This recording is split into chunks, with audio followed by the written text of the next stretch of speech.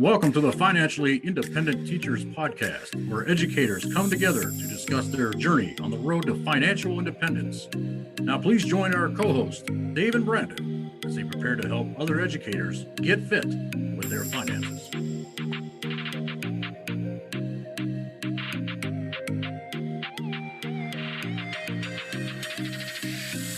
Welcome and thanks for joining us on episode number 281 of the Financially Independent Teachers Podcast. If you think your story could help other educators and you'd be willing to come on the show, please check out our webpage at financiallyindependentteachers.com and fill out the form to come on the show. Man, we've got an episode for you today. And I do apologize. Our episode's coming out a little bit late. I made a social media post about that, but I've been down and out. I've been bedridden basically for a week. Just trying to get healthy for the school year here. I don't know what got me. And then we've got Jermaine back on the show. Jermaine is a fan favorite. I made the post last night. People are like, I've been wondering when the update's going to happen. So back in April, we did an episode with Jermaine. Jermaine is a teacher assistant, football coach, real estate agent, father, husband, photographer, podcaster, real estate agent. Seasonal DoorDasher. DoorDasher. He wears many different hats. He's also a student as he's going back to college right now. He's doing a little bit of everything. And we just had this happenstance meeting back in January. It was around January 15th. And Jermaine is in my building. He popped in. We've always been friendly. We've known each other for years. But he just popped in, and I don't even know how it happened. We started talking about finance. Somehow that happens when you come in Coach Fly's classroom. And I was like, hey, man, I said, would you want to be one of my, coaching clients? And let's start a year journey and let's just kind of, set some goals together. I'll hold your hand. I'll try to motivate you along the way. And Jermaine's like, sure, I'll do that. And I said, would you be willing to document this on the podcast? And he said, sure, again. And here we are for our second update, Jermaine. So thank you for being willing to record at 7 a.m. It's like we're in first period right now. It's okay, man. It's okay. I learned a long time ago, man, like no pride, transparency is the key to life, man, because then you don't have to worry about and stress about what people are thinking about you, how people are thinking about you, and you're living your life, in abundance. So that's my goal, my motto in life. Well, I know a lot of people are excited for this update, so I do want to kind of rewind. We had some goals for you, Jermaine, and I just want you to let me know if you hit those goals or if you did not hit those goals. This is going all the way back. So did you ever get this was your goal by February 1st. You had 2 weeks to do this. Did you ever get the $1,000 in a high yield savings account? Have you opened one of those up? Yes, sir. Yes, you did. Did you ever open your Roth IRA and start contributing? Yep. Yes, you did. Did we create a net worth statement together? Yes. We did. Did you open a business account on a high yield savings account via Synchrony? Yes. And did you ever sign up for Orbit to see what your North Carolina pension stuff was going to look like? Yes. You did. So you reached all your goals. It was crazy. Going into February, you were really getting after it. So your net worth journey started out at around $20,000. And unfortunately, we found out back in January that your mom was sick and you started reaching these goals. You started sending money home for a little bit of help up to New Jersey. And then you started this DoorDash journey. And the first week you started DoorDash, we had the biggest snowstorm in Eastern North Carolina since 1989. Yes, we did. Cheese and crackers. Yeah. So we had that going on. You were making all this money. Then all of a sudden, bam, it stops. Then DoorDash kicks you out. Yes. Then you have a car that dies in this journey. And then you had to go get a new vehicle. So there's been a lot of stuff going on. Now, the goals that you had were from July 1st for this interview to around August 23rd. Your goals was to get a $10,000 emergency fund. Did we reach that goal during the last month and a half? Yes, we did. Yes, we did. Are we still contributing to the Roth IRA? Yes, we did. And you paid off your old Jeep. Yes. One of our goals, and this was like kind of one of those big bodacious goals they talk about in education. Did you get the new Jeep, new to you Jeep? It was used. Did you get that paid off? No, I didn't. Okay. So we reached some of the goals and some of those things have changed and shifted. So Let's get an update on where we are at. Let's go back to, we get out of school in June. Hmm. Are we door dashing at all in the summer? Yes. So I started off as very strong because I was very, and I see why God put this all in my life, when He did it, and we'll get to that in a second. But at the end of the school year, I was still hard bent on DoorDashing. I continued to DoorDash.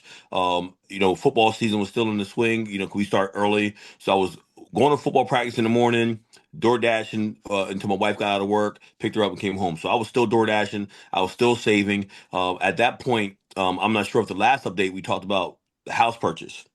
We did not. That's new. This is brand new Yeah. information. So it fell in our laps. We weren't really necessarily looking to buy, but we always had the idea. Like me, we've rented our whole entire lives. We've never owned. And one of the things you've talked about, and I'm a real estate agent as well. I talk to my clients about home ownership and Dave Ramsey talks about it too as well.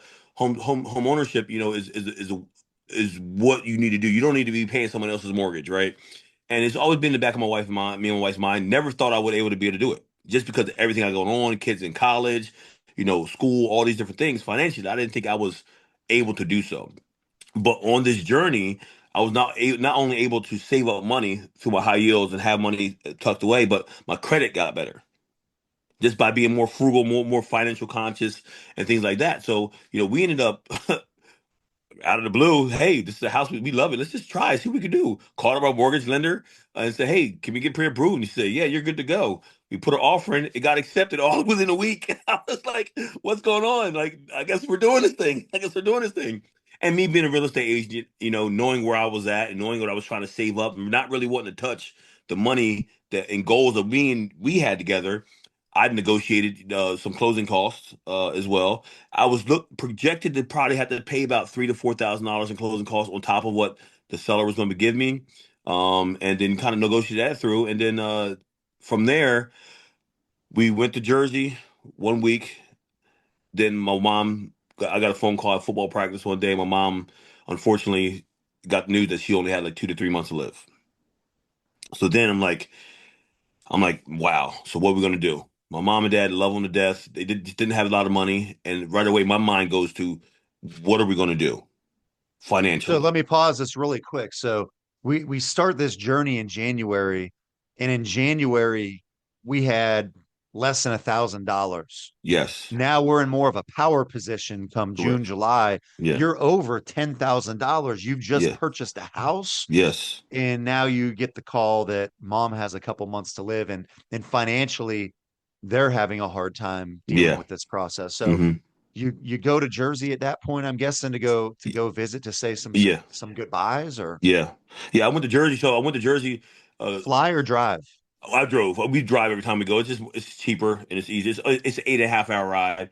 So I went there, to see my mom and dad, make sure cause my mom was at the hospital. She came home on hospice, and that's when they told her she had a certain amount of time to live. And I wanted to be with my mom and dad and be with my dad. My brothers, one lives in Vegas, the other two live in Florida. So I'm the closest one.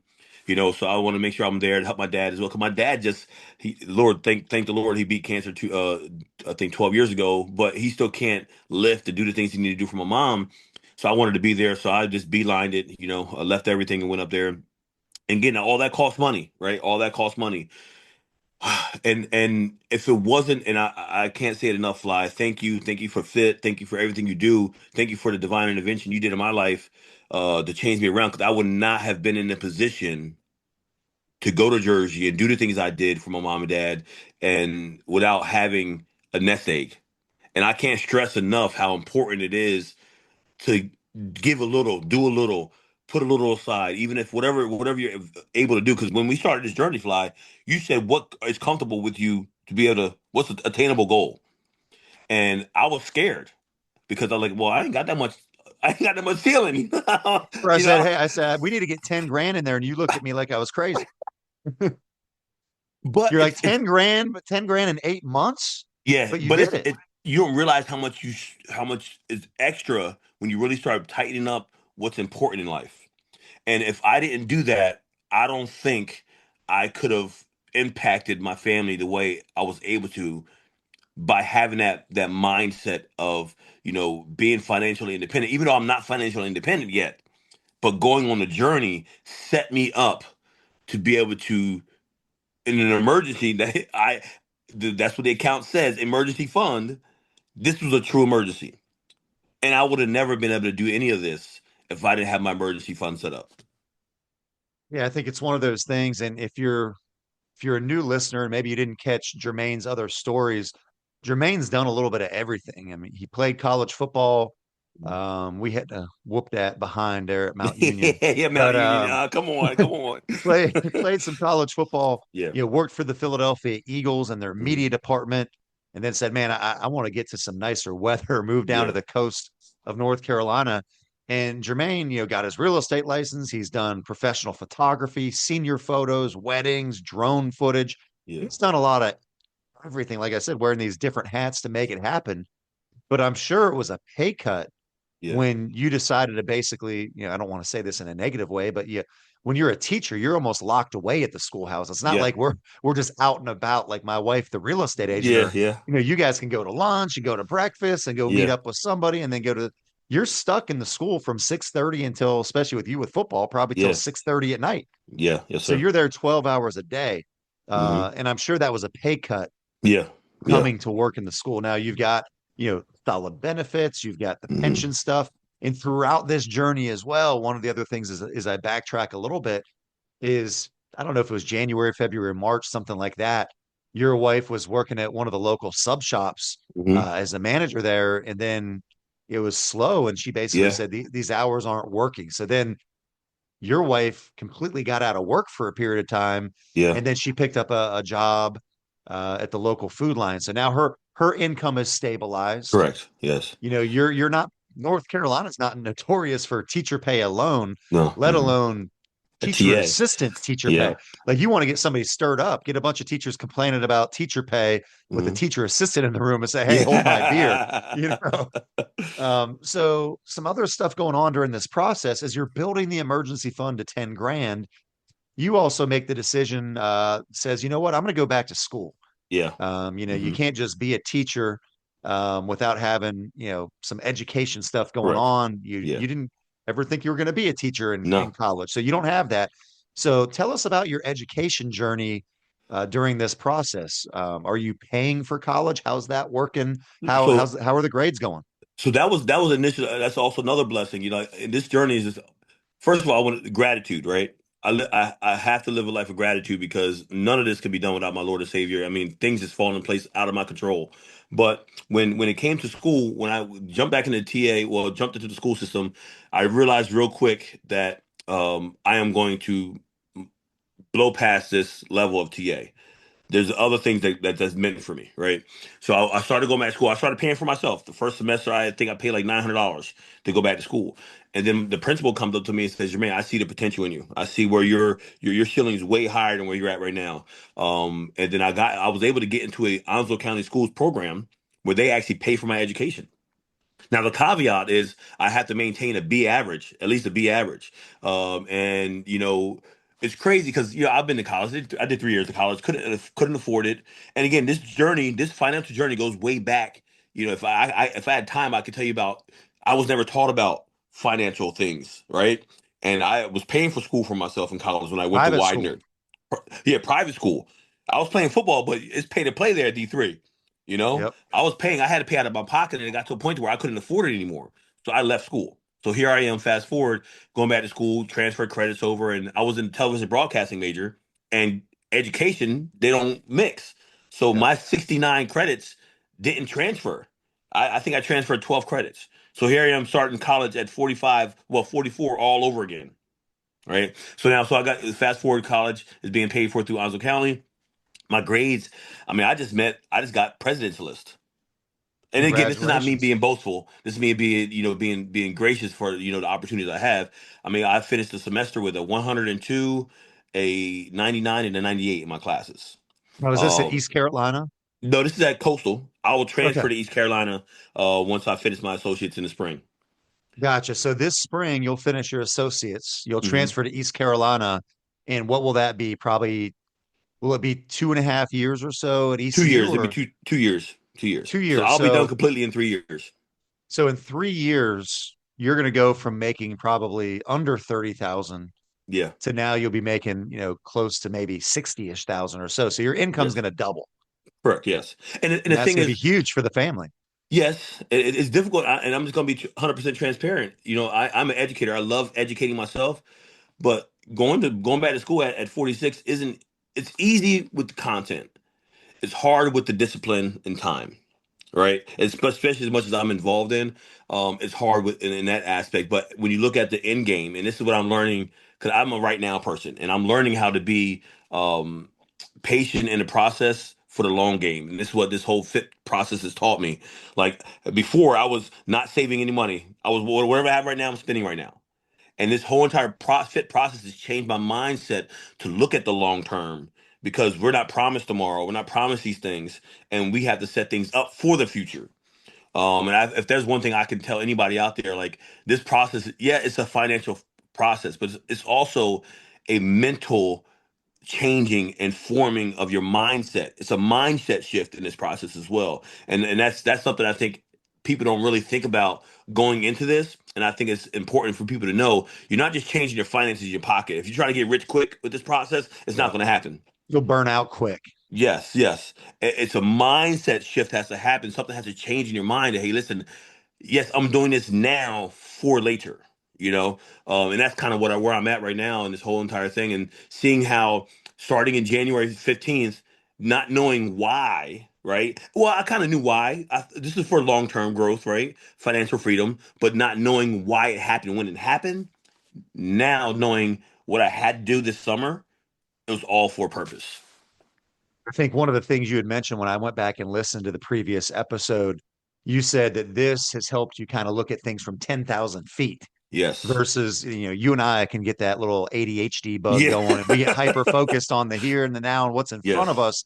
But Yes. you had said this has kind of made you look at things from an elevated position, looking Mhm. down, Yes. and being able to really kind of forecast your future a little bit. Hmm. So, really sorry to hear about your mom. I know she'd be proud of all those Yeah. amazing grades you're getting with 98s, 99s, and 102s, and you're going to be graduating here at the end of the school year, which is awesome.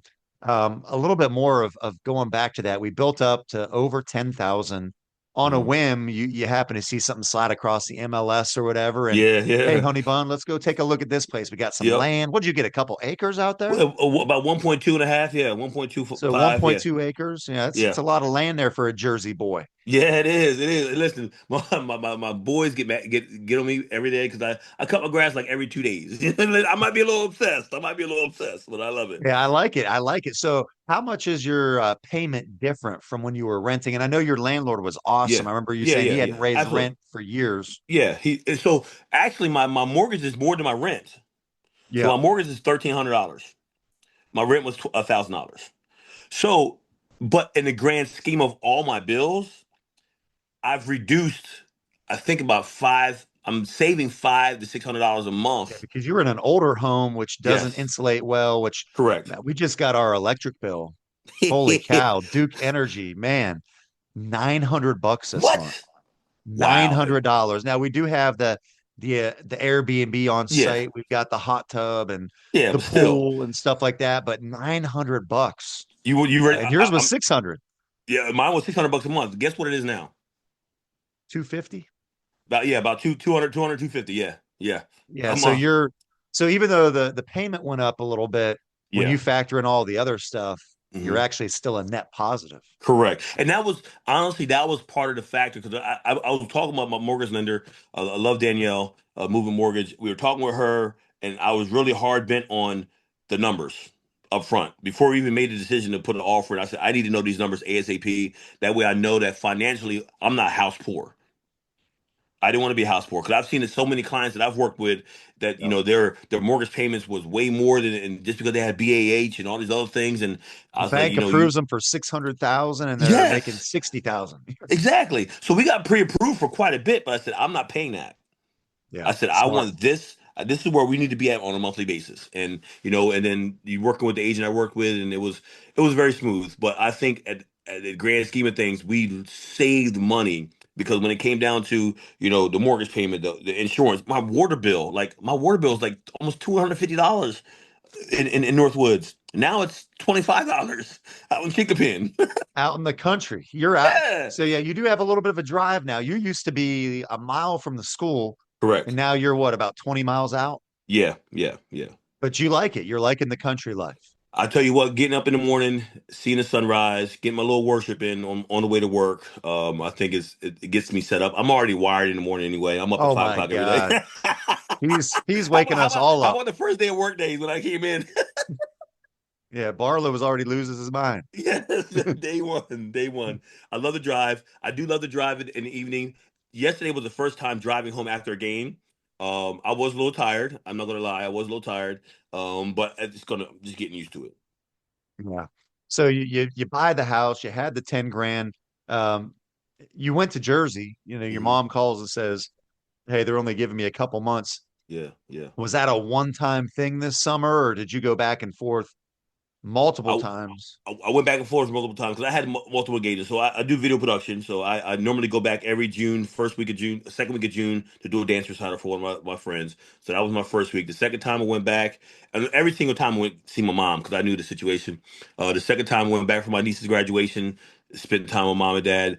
The third and fourth time, that's when it got serious. That's when I had to really kind of figure out, hey, what are we going to do with my mom? Who's going to be there? Hospice care, food financially, and things like that from mom and dad while she was, because my dad couldn't do anything. My dad can't drive.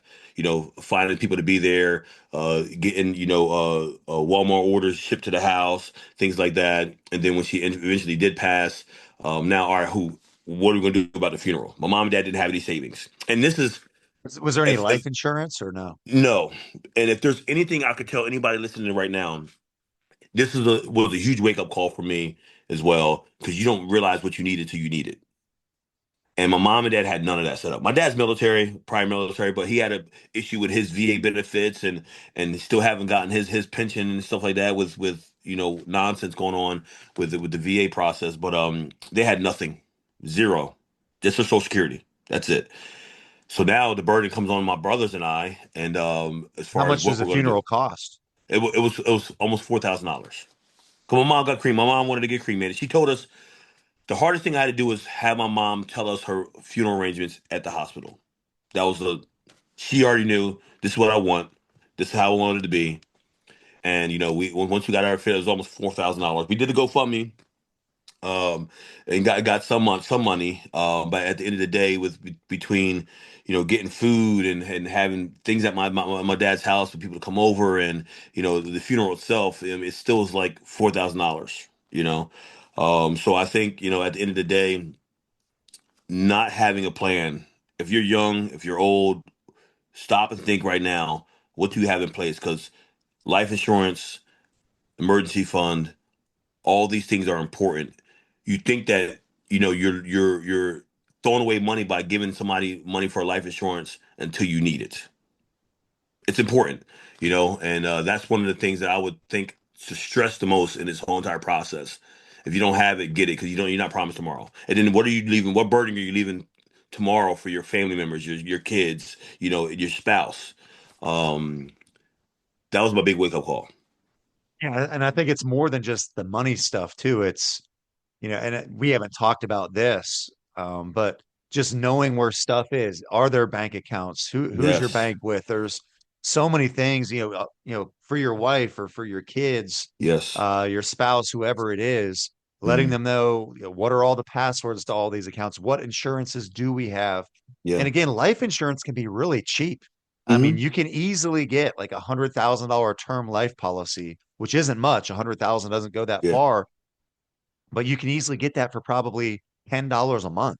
hmm, I yeah, mean, you could get a term life policy, and when hmm, that 20-year term or however many years you choose expires, you can rinse, repeat, and do it again. Now, each yeah, time, you do get that life insurance policy as you go from being 25 to 45, 45 to 55 or whatever, yeah, it will go up a little bit, hmm, but then you're not having to do the GoFundMe stuff for you and correct, hoping other people, are donating to try to make things happen. But yeah, these are lessons that all of us can learn, because nobody wants to think about the end life. Nobody no, wants to think about their parents passing. no, but at some point it does happen. And the other thing I had to consider now, like, so I'm blessed. I have a 25 by 35 foot garage, wide open, built like 3 years ago. It's all stick built. You know, it's pretty much another dwelling on a concrete slab. Now I got to figure out where my dad's gonna go. My dad can't stay up in Jersey by himself. He has the option to go to my brother in Florida, you know, or in Vegas, what have you. But he decided he want to come to North Carolina. So now where's he going to stay? I just bought a house. I downsized from a 4 bedroom house to a 3 bedroom house. Was this So a part now, of the process that when you bought, or had this not even crossed your mind yet of no, moving parents down or anything no, like that? no. Well, we thought about it, and I was going to either get. We thought about it 2 years ago, and I was going to either get an ADU or something like that, just for them to come down. Um, but I didn't realize it was going to be just one parent, and it's going to be so quick. So in the back of our mind, we always thought about our parents coming down, you know, and staying with them. I'm trying to get them to come down to North Carolina for a while. Because my dad has neuropathy in his feet, and the cold weather bothers him. But once this all happened, we're like, all right, well, what's going to happen? So my brother in Florida is able to have him. He has an extra room, but he didn't want to go down to Florida. So when we talked about it, you know, after we found out my mom only had 2 to 3 months left, we had to start planning. And the unfortunate thing is doing this planning while my mom's still alive. That was hard. And she's in the room. She's talking about it too as well. So we know that she's going to be passing within 2 to 3 months, and we have to put these things in place so we can figure out. So it's not last minute. And now, thank God, part of my $10,000 emergency fund also went to upfitting my garage for my dad to come move down. So now he's going to have a bathroom. So you're able to pay cash for these things as you're going. Correct, without having to put it on a credit card or getting a loan. Now, and again, financial freedom. I might not have complete financial freedom, but the peace of mind, knowing that I could take care of these things without being financially burdened. If it's all just me rebuilding my emergency fund, I'd rather rebuild my emergency fund than have to take out a loan. Peace of mind is so nice when you can dip into that thing. And at that point, you know, when it's a struggle along the way, I remember you're not a doubting kind of Thomas kind of No, guy. no. But when I said, hey, we're gonna get an emergency fund of 10 grand Yeah, in 7, 8 months, yeah, you're kind of like, what, what, yeah. what, I what didn't. happened here? Yeah. But you I were was you were shocked. you were shocked. You were getting after. I said, we can do this. Hmm. And your wife had just picked up the full-time job again. So those Hmm. things were all kind of working together. And I think here's the fit position. You know, we wrote the book called The Fit Position. The fit position is not just relying on your teacher income. Yes. Sure, you know, I wish every teacher in America made at least 100 grand a year. That'd be great. None of us are going to turn that down, but Right. I also understand that's not the reality. But take, you know, the ability like Jermaine gets off at, you know, 2:40 every day when it's not football season. He was taking that extra time and door dashing. You know, heck, we Hmm. even ran into each other a couple times Yeah. out there Yep. at the Yep. grocery stores or whatever. He's working, I'm grocery shopping. But he was getting after it. Hmm. He's got his real estate license. You've had a couple closings that have happened this summer, which Yeah. his man, that can really supercharge, you Yes. know, an emergency fund whenever you're making, you know, $5,000, $6,000 on a Hmm. closing Yeah. that's, you know, multiple months worth of teacher pay. Hmm. And then the other thing is the mindset shift of not thinking normal. When you bought this property and you have some acreage out there, you also have an idea for the land as well. Can you Yes. talk about that? What you guys are thinking Yes. about doing in the future? So it kind of piggybacking off kind of what you promote as well is, you know, multiple streams of income and ADUs or Airbnbs. So we live right near a lake, which is a campground. And they have camping spots as well. But my whole house sits on the back 0.2 acres of the property. And the front of my house is a full acre. And, you know, I want to eventually put, and it's a 5-year plan. I want to put 3 ADUs or tiny homes on my property for short-term rentals.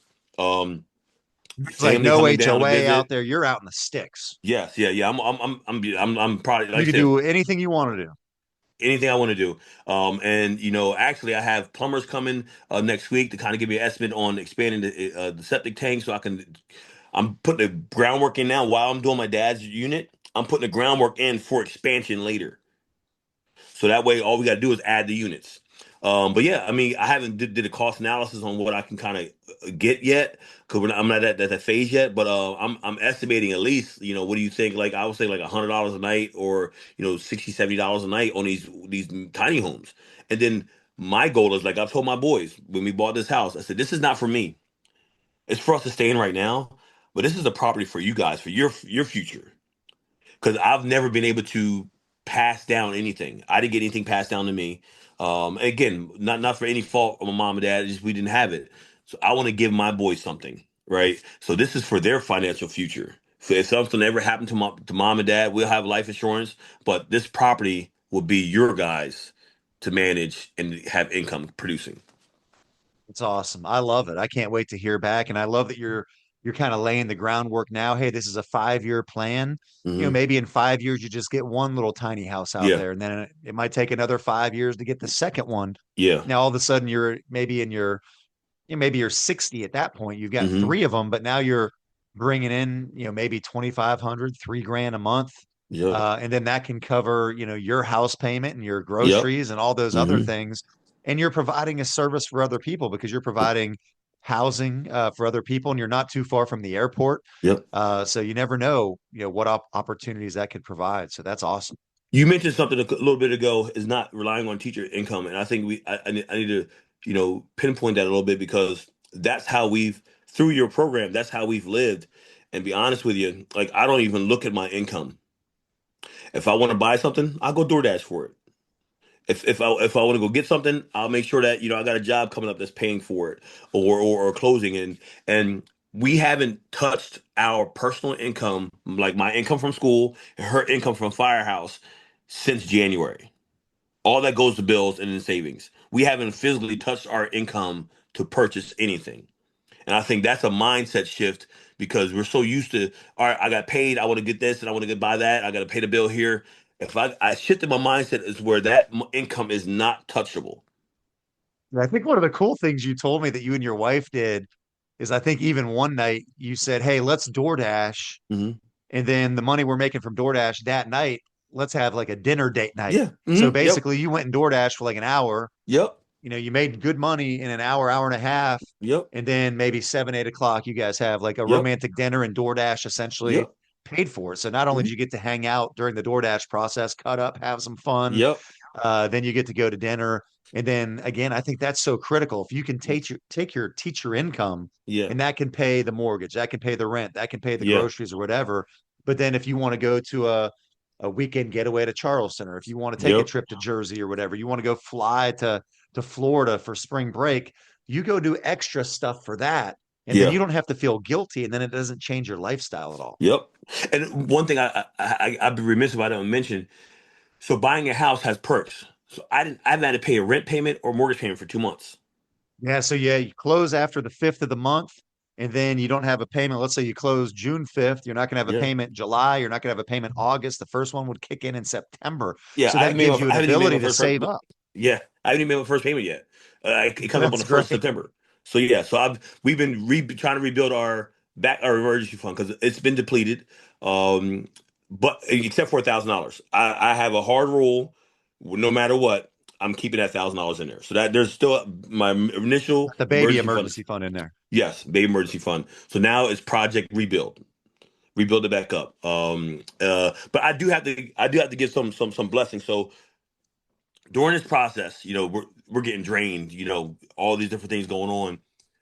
But I still had some financial blessings, man, because the down payment didn't have to put anything down. Like I said before, our insurance payment, like so I got a pickup truck. Finally, we had to move it, so I put it on insurance and everything else. My insurance ended up going down $100. So I'm saving there. Our electric bill saving $400 there. And then this is awesome. So we got to put a fence up. We're in the country. I got dogs. We got neighbors. So I'm gonna put a fence up. So we're gonna have to spend like $7,000 on a wooden privacy fence. Wow. My buddy Richie, he lived next door to us back in Northwoods, and he was gonna install it for us. He calls me up and said, "Hey, I installed a fence 2 years ago and they want me to take it down. Do you want the panels?" I said, yeah, yes. So that saved me $4,500 right there. So all we had to do Wow. was buy the posts to put the panels on. So blessing after blessing after blessing after blessing through the midst of all the troubles that and heartache we went through this summer, we still can see and count the blessings that we got, through this process. And then if there's anybody listening, I guess I want to give you guys a little hope and having gratitude in the process, because when you have that mindset of just constant gracious and having gratitude for what you're going through, the blessings are going to come on the other side, because you're being a good steward of what has been given to you, through this process, and having that hope and peace of mind that it's all going to work out. You just got to have trust and belief in the process, but also have faith that God's got you. Man, this has been a tough episode because you've gone through a lot this summer. I'm so glad you had the emergency fund. Yeah, it's drained down to the $1,000, but that's covering funeral expenses. That's covering 5 trips to Jersey. That's Yes. covering you bought a house. Yes. Yes. There's a lot of moving parts going on, and I know that you're knee deep in football season. Congratulations, you guys got a shutout last night. Yes. Yes. First win of the season. Yes, sir. We're ranked, I believe, in the top 10 in the state. The Jacksonville Cardinals got a lot of Hmm. talent this year. And I know you guys are going to be extremely busy. So Hmm. you and I are going to have to collaborate, and we're going to have to set up, what the goals are Hmm. now that we're back in town here and getting caught up. Yeah. And we're going to have to set goals for January 1st. So Hmm. I hope you're willing to come on maybe to kick off the season, the new season in Yeah. January, and we can see where Jermaine's at, uh, and follow this Shapiro story along. Absolutely. I will be door dashing on Saturdays and Sundays though, so I'm not stopping door dashing. So I will be door dashing on the weekends. Like, just make sure you're not watching football on your phone while you're driving around. Just have it on the radio, okay? Right? Absolutely. Any Absolutely. final words, for the people out there that have been following your story, and a lot of people have been enjoying it? Stick to it, guys. Stick to it. Stick to the process. Stick to the process. Fall in love with the process, and everything else will fall in place. It's important. It gets grueling. It gets mundane, but trust the process and fall in love with it. Man, well, I'm excited to continue working with you guys. I can't wait to go see the new house, Hmm. and keep on keeping on. We'll see you Monday bright and early, That's and right. you'll be singing. What are you going to be singing to me? I don't know. I think I'm gonna come with a new tune this year. I got to figure it out. I'm gonna come with a new Okay, tune. New tune. okay. No Well, more I can't wait to Copacabana. hear No it. more Copacabana. I just want to fly. No, I'm just something new. Something new. All right. Pretty fly for a white guy. You could always do that one. There we go. There we go. All right, Jermaine, thank you so much for Yep. giving us this update on a Sunday morning. And thank Hmm. you to all the teachers for joining us on this week's version of the Fit podcast. We hope you join us for next week. And I hope everybody has an amazing school year. And as always, be frugal, be fearless, and be a lifelong learner. Take care, everybody.